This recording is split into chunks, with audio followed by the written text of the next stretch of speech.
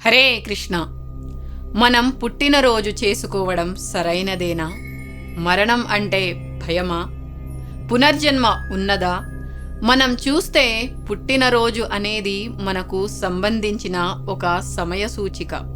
ఇది మన జీవితంలో మరో సంవత్సరం అయిపోయింది అని సూచిస్తుంది. అయితే నిజంగా మనం ఆలోచన చేస్తే పుట్టినరోజు శరీరానికి సంబంధించినది. ఆత్మకు జన్మ మరణం లేవు. కాబట్టి ఆత్మ దృష్టికోణంలో పుట్టినరోజు అనేది అసలు అవసరం లేదు. అయితే భక్తిలో ముందుకు పోవడం కోసం కొత్త ఆరంభంగా తీసుకోవడం మంచిదే.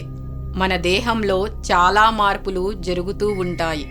ఉదాహరణకి చిన్నప్పుడు నుంచి పెరగడం ఇది ఒక మార్పు. అలాగే ముసలివారుగా మారడం ఇది ఒక మార్పు. తరువాత మనకి ఇంకొక జన్మ రావడం చాలా సహజం. అందుకే ఇక్కడ మరణం కూడా ఒక మార్పు అని మనం అర్థం చేసుకోలేకపోతున్నాము. అందుకే బాధపడుతున్నాము. మహాభారతంలో యుద్ధం చేయాలనుకున్న భీష్మదేవుడు ద్రోణాచార్యుల మరణం గురించి అర్జునుడు బాధపడవలసిన అవసరం కూడా లేదు. సరిగ్గా ఇదే విధంగా మనమే కాదు, అర్జునుడు కూడా ఈ విషయం పైననే భగవద్గీత మొదటి అధ్యాయంలో అంతా కూడా యుద్ధం అంటే ఇష్టం లేకుండా మాట్లాడారు. అయితే కృష్ణ భగవానుడు అర్జునుడు చెబుతున్నదంతా విన్నారు. తరువాత 2వ అధ్యాయంలో 2వ శ్లోకం నుంచి భగవంతుడు మాట్లాడుతున్నారు.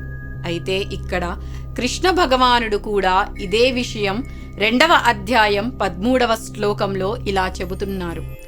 దేహినోస్మిన్ యథా దేహే కౌమారం యవ్వనం జరా తథా దేహాంతర ప్రాప్తి ధీరస్తత్ర నముహ్యతి.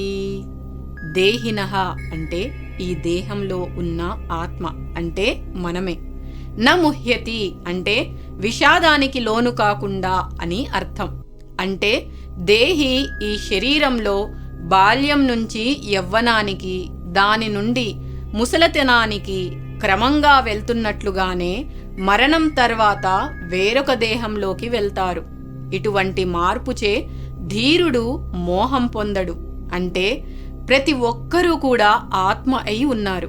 ప్రతి క్షణం కూడా శరీరాన్ని మార్చుకుంటూ ఉంటాడు. పిల్లవారిగా, యవ్వనస్తులుగా, ముసలివారిలాగా ఉంటారు. అలాగే మరణం కూడా ఒక మార్పు మాత్రమే. ఉదాహరణకి మన చిన్నప్పటి ఫోటో, ఇప్పటి ఫోటో చూస్తే చాలా వ్యత్యాసం ఉంటుంది. దీని వలన మనం ఎంత మార్పు చెందుతున్నామో సులభంగా తెలుస్తుంది. ఒక్కోసారి ఈ 2 ఫోటోలలో పొంతనే ఉండదు. అంతగా మన శరీరం మారుతూ ఉంటుంది. ఇక్కడ ముఖ్యంగా మనం తెలుసుకోవలసిన విషయం ఏమిటంటే ఆత్మ మాత్రం ఎలాంటి మార్పు లేకుండా ఉంటుంది. మరణం తర్వాత ఈ వ్యక్తిగత ఆత్మ చివరకు దేహాన్ని విడిచి మరి ఒక దేహంలోకి వెళ్తుంది. తర్వాత జన్మలో భౌతికమైన లేదా ఆధ్యాత్మికమైన వేరొక దేహాన్ని పొందడం జరుగుతుంది. కనుక మనం అందరం కూడా సనాతనులం. ఇక్కడ మనం అంటే ఆత్మస్వరూపులం, సనాతనంగా ఉన్నవారము. ముక్తి తర్వాత కూడా వ్యక్తిగతంగా ఆత్మ ఒక అంశంగా నిలిచి ఉంటుంది. ఇక్కడ భగవద్గీతలో అర్జునుడు జీవాత్మగా ఉంటే భగవానుడైన కృష్ణ భగవానుడు పరమాత్ముడు. ఈ విషయం మనకి 4వ అధ్యాయం ద్వారా కూడా తెలుస్తుంది. అంటే అర్జునుని చేత కృష్ణ భగవానుడు దేవాదిదేవుడని అంగీకరించబడినారు. అందువల్లనే కృష్ణ భగవానుడు గురువై భగవద్గీత శిష్యుడైన అర్జునునికి బోధిస్తున్నారు. ఇంకో విధంగా చెప్పాలంటే ఆత్మ గతంలో అనేక శరీరాలను పొందినది. ప్రస్తుతం మరియు భవిష్యత్తులో కూడా ఎన్నో శరీరాలను పొందుతుంది. మనం చూస్తే చాలా వరకు తూర్పు దేశ తత్వశాస్త్రములు పునర్జన్మ సిద్ధాంతాన్ని అంగీకరిస్తున్నాయి. బుద్ధుడు కూడా తన గత జన్మలను చాలాసార్లు ప్రస్తావించినట్లు మనం చూడవచ్చు.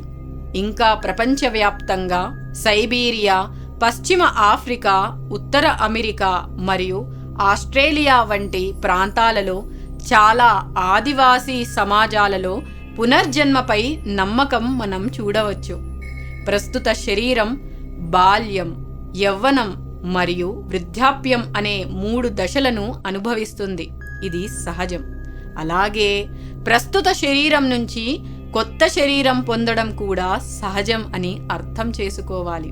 ఎవరైతే ఈ విషయం అర్థం చేసుకోలేరో వారు దుఃఖానికి గురి అవుతూ ఉంటారు. ధీరుడు కర్మ ఫలితాలను మరియు శరీరం, ఆత్మ యొక్క స్వభావాన్ని తెలుసుకున్నవాడు కనుక అతడు చింతించడు. ఇన్ని విషయాలు చాలా క్షుణ్ణంగా వివరించి చెప్పే తల్లి లాంటి భగవద్గీతను అందరూ చదవండి. హరే కృష్ణ.